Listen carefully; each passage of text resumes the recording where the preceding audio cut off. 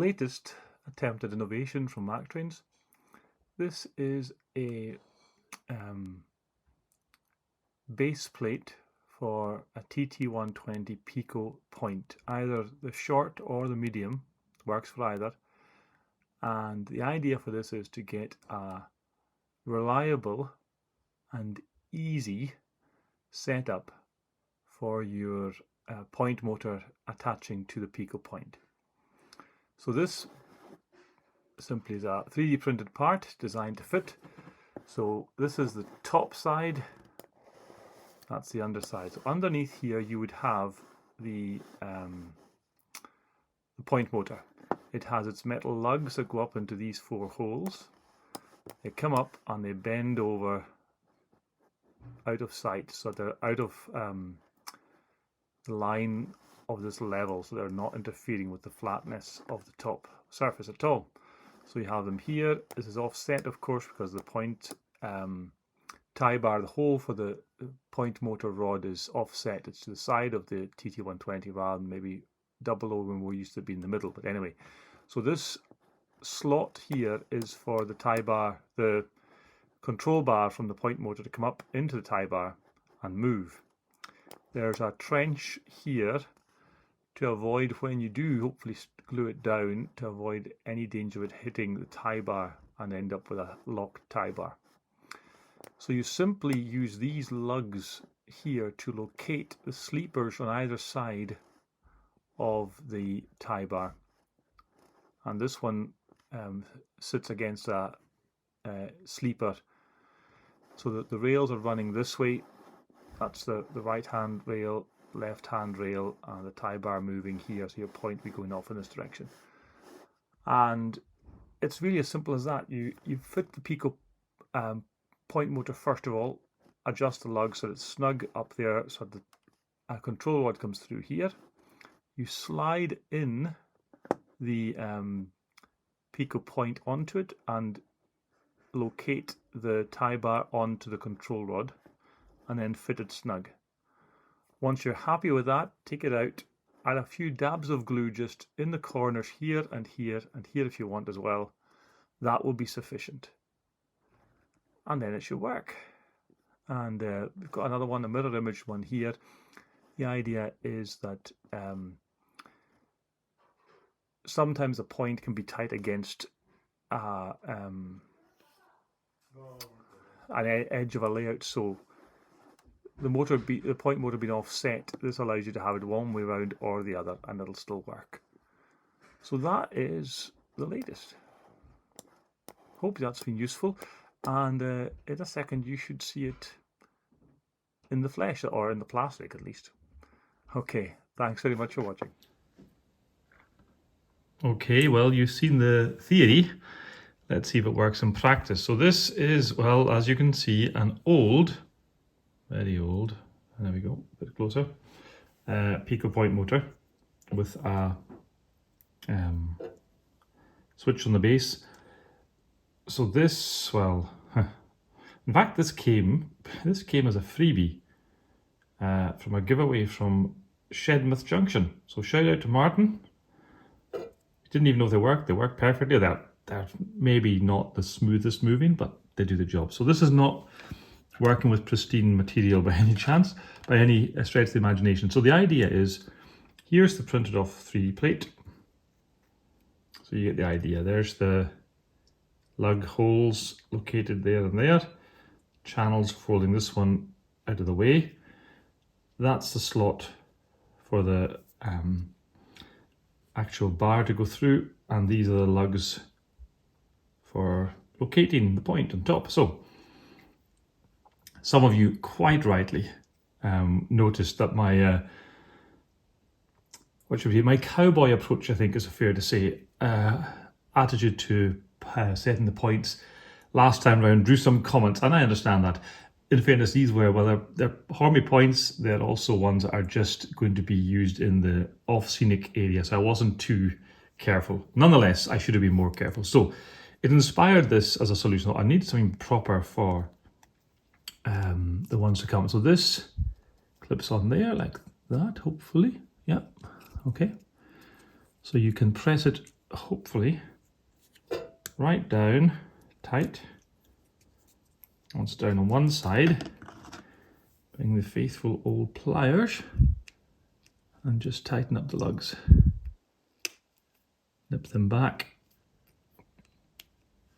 Yeah, off camera as always, sorry about that.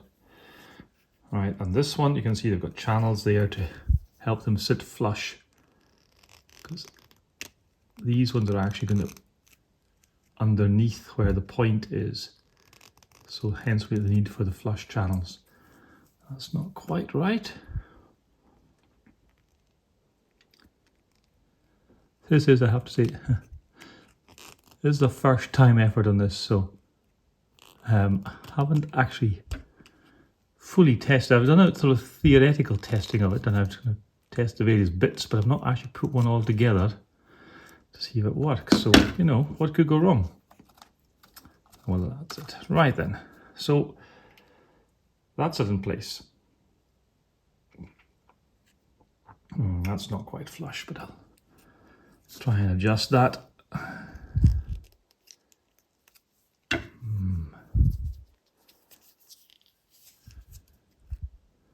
Never quite so easy with a camera in front to use it. Anyway, it will hopefully serve the purpose for this demonstration. So there we are. The tie bar is across here. The track runs this way. So these, let me just get a little closer even. There we are. You can just see the lugs there, hopefully. These kind of take the end of the sleepers on the side of the point. This one sits between the rails against the sleeper to locate it. So here, let me, I think, zoom back out again for that, although nobody's going to be able to see anything at all. There we go. In fact, maybe back out a bit more. Yeah, there we are. Right then, so the idea is you first of all put the, you can just see there, the control rod onto the hole of the tie bar. So do that, and then slide the point just over enough so it's snug against all the lugs. And that's it in place. It doesn't clip into place, it's an interference fit, and it does need glue to keep it there, but that will be in exactly the right place every time. You can, this is a short, is that a short one? No, I think that's a medium one actually, but it works with short ones as well. I've got a short one right here, and I was doodling on testing it earlier, actually, was on the short one. So works in either, is the theory. Right, so time to put the old money where the mouth is. So I'm going to try and put a bit of super glue on it, and then wire it up, just to see if it works. So just a dab around the key points, because, you know, I'm not saying I might not have to break this off, in which case you'll probably never see this video. Haha. You don't want to catch the tie bar, of course. That's the one thing you don't want to catch at all. So that is on. Give that a moment or two. I'll probably speed this part up slightly, let it dry. But my fingers haven't stuck to anything yet, so that's a good sign. So there we are. You can see what I've done. We dab of glue here, here, and here just for just now. So I'm hoping that'll be enough just to hold it in place. Right. I'm not going to stop the video, but this part will almost certainly be fast forwarded in the edit, just so you can see it is done in real time. The eagle-eyed amongst you, if I zoom back out, will no doubt have recognised trusty old gauge master here on his side, looking rather sorry for himself. So what I'm going to try to do now is use the wiring here just to test the theory, because I've not got it properly rigged up. So I'm going to put the common one on the end there, and then just touch the blue and the yellow to hopefully make it move. So we will try that. Right, I'm going to open that up and try and just fit at least the black one in more permanently. Right, I'm more confident that's in the right place. I'm putting that down, try and do a two-handed job, Greg. Do it the proper way the first time. Just saved you looking like an idiot. Wow. Comments down below, you know.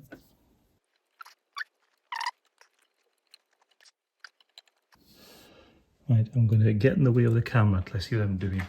If you'll pardon me one moment, let me just do this. There we go. Right. Watch out for the bald spot.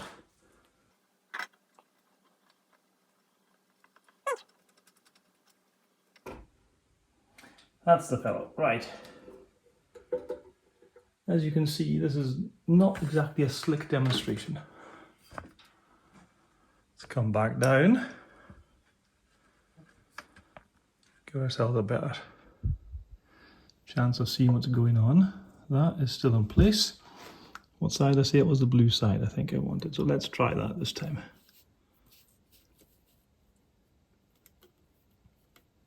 And still nothing.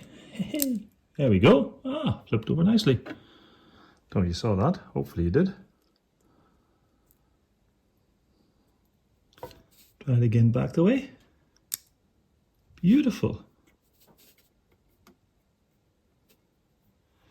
You know, this is definitely the definition of do not do it this way at home.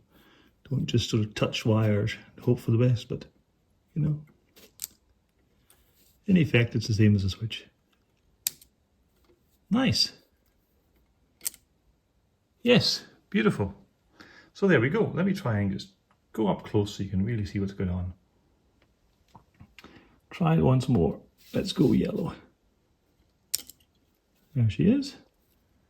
And back. Something very satisfying when it actually works. So that's the idea. That, I think, is about as simple as I can make it. It's a 3D printed part. Didn't take me long to do. And by the time you watch this, they should be up for sale. So they can come this way around or mirror imaged. Ideally, actually, this one, I'm just looking at it. That extended side should be on this side because you almost certainly won't have the edge of a layer on the inside of a point. But, you know, it works either way, but if you're tight for space, you'd want it flipped round. So I have them that work either way. And thanks very much for watching. I'm slightly surprised that actually worked. I'm sure you are as well. And do like, comment, subscribe, and nip over to the eBay link, see if you fancy getting some for yourselves. Work on the short or the medium. Haven't tried them on the Hornby. I would need to adapt it for the Hornby, I'm pretty sure. So we'll do that another day maybe. Thanks for watching.